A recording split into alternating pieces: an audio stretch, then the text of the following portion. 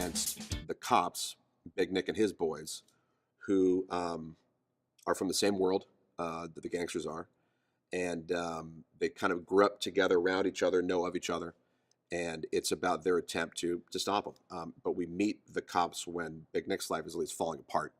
You know, his wife leaves him, takes the kids, total nuclear meltdown disaster, and we meet him right at that point. And we meet Merriman when he's getting out of prison and deciding to basically take on the biggest heist of all. So these two sides are going to clash, and it's about the inevitability of that, all centered around the big heist, of course, and about the sort of the fatalistic, you know, the destiny that they're going to basically clash, and the tragedy of that, really, because we get to know all of them, get to know all their lives, and the inevitability of their sort of demise is what we're building towards. So we took over 4 city blocks.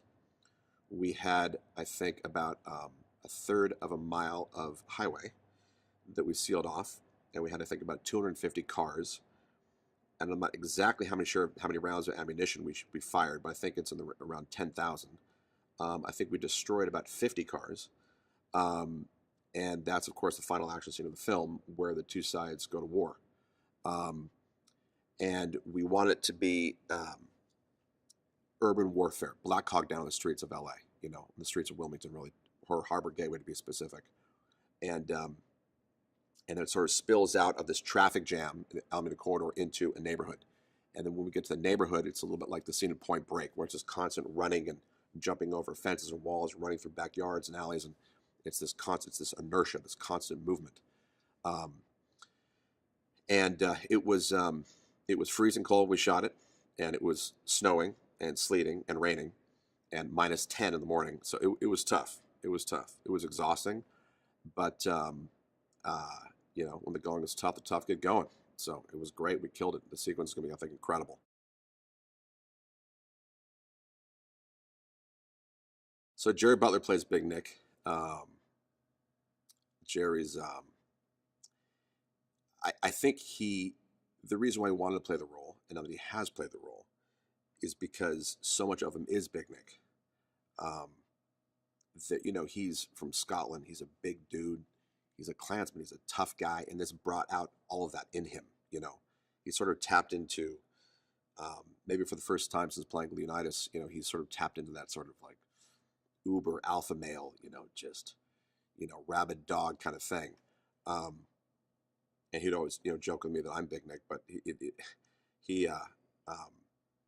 it was amazing to watch him in the role because he just completely embodied it. Once he got down, like the accent and like the whole sort of body language and the look, it's pretty much when he got the look on right before he started shooting, with sort of the final touches of, like, you know, the facial hair and like his jacket he wore and the boots that he wore and all that kind of stuff. Once we drilled down on that, he was unbelievable.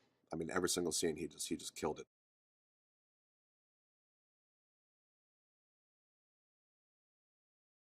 Pablo brings so much to the role of Merriman. I mean, Pablo's hyper intelligent. And he also has great authority. When he walks in the room, it's like, whoa, like there's something, that dude's done something in his life. You know, he's strong, he's tall, he's athletic, he's got this look, this intense look. He doesn't blink a lot. He looks at you. You know what I mean? And Merriman, being the leader of this crew, has to have supreme authority. And he also has to feel menace. You know, he has to exude menace. And Pablo does that brilliantly. He's phenomenal at it. And he plays the quiet moments, like the looks in between, like flawlessly. I wanted to cast as many guys that are from the world that the movie's about as possible. He's got that LA kind of swag, you know. And at the same time, Donnie has to be hyper intelligent, and O'Shea is a brilliant kid. He's incredibly bright guy. But at the same time, he's got that rooting interest. Like, he's very, very sort of lovable. But he's got gangsta in him too. You know what I'm saying? I mean, he's got that whole, you know, that LA street thing going on, which is just killer. So you have to like him. He's got to sort of be tough enough, but not too tough. It's a very, very tough balance of that character, because you have to believe that he would hang with that crew, because these guys are, I mean, the baddest of the bad. They're all alpha males, and he has to be able to hang with them. But at the same time, he has to maintain an innocence. So we feel for him. he just brings authority. He's got sort of he's got a phenomenal gravitas and what he's been through in his life. How he grew up in the streets. I mean, he's the real deal. Been shot 9 times, the whole thing. So he doesn't have to fake anything. I mean, he can just stand there and look at you, and that's all he needs to do. He's like kind of that old school kind of thing where he just has this look that I love. So he brings sort of a threat and authority to the role that Ensign has. Ensign was always, is a big, tough dude that just walks around, just looks at you, and you're intimidated. And 50 brings that all day long.